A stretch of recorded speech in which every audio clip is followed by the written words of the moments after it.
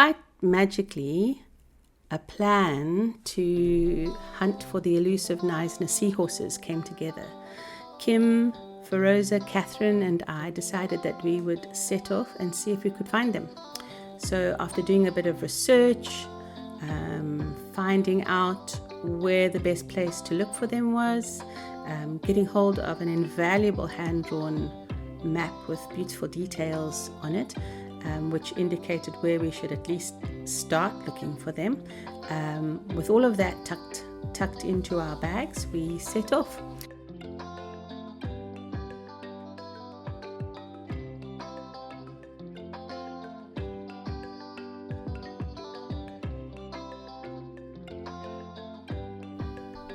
We booked into an Airbnb close to Knysna Island with access to the canal water and a swimming pool, which actually became the bath for the wetsuits and dive gear.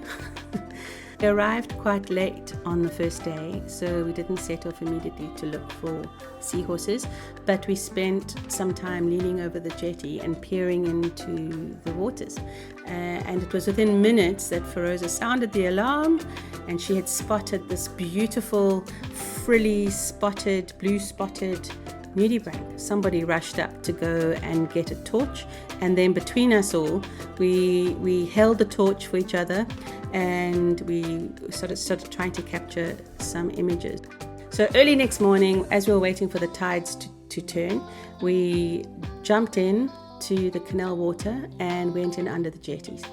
Now, for the longest time, I have wanted to see light bulb ascidians or light bulb sea squirts. I think they're absolutely beautiful, and I'd only ever seen them in the book, the Two Oceans book, but it was something I wanted to see, and there they were, clusters and clusters and clusters of them underneath the jetty.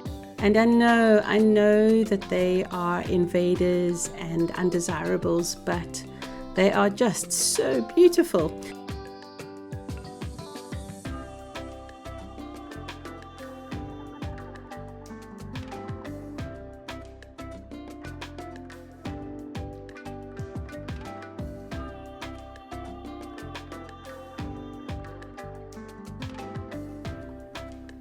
And then we went on to Knysna Island, the place of the seahorses. Ihsan set up a competition. He said that the winner would be the person who spotted the first seahorse, and the prize would be the first helping of the poiki that he was in charge of. So we trawled up and down the gabions that line the marina, and we saw no seahorses. We saw beautiful other things, magnificent anemones. We saw many shaggy sea hares looking quite plush as they moved along the silty bottom of the marina, and fanworms, feather duster fanworms in all sorts of shades. More of the speckled, frilly nudibranchs, also in different shades, and no seahorses.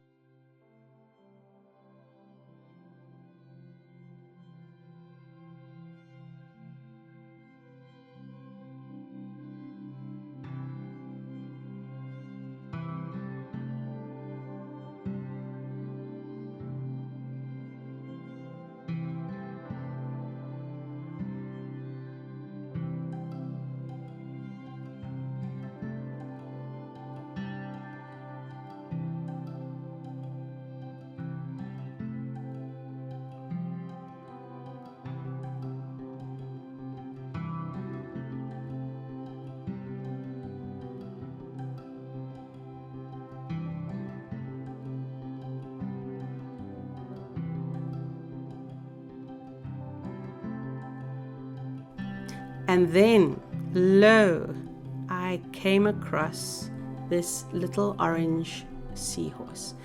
To be honest, when I first saw it, I didn't know that it was a seahorse. Then when I looked closer, to me it looked dead.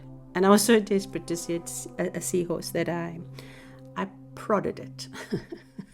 and it was very much alive. When we came back and looked at the photo later, there's something going on with its belly. So either it was giving birth or had just given birth, or we're not sure. But it was very much an alive seahorse. And this was the first lesson, is that seahorses naturally just attach and then lie down. They kind of float and drift. They don't do that picturesque National Geographic standy-uppy thing that you see in illustrations of them. So this one was lying down and quite happy, and after it got prodded, off it went. Also quite gorgeous were these elegant nudibranchs, which were a first for me. But very happy that we had at least seen one seahorse. We headed back, and Ihsan prepared a magnificent potjie for us. And yes, I did get the first portion.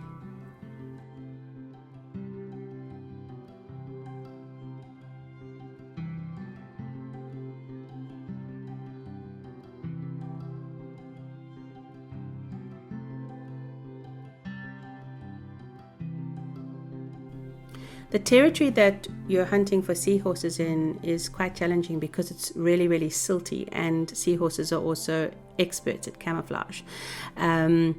So I decided quite early on to set my camera to video, and then to afterwards capture some stills from that video. When you try to take photos in conditions like that, the camera tends to focus on the particulates in the water, and you lose your subject. So the photos that I have are all image captures, are stills from video. I'm really pleased with the images I managed to pull from the video footage, and I actually really love the more misty, the softer images. They've got a natural bokeh effect, and it just seems to suit the magical nature of the seahorses so much more.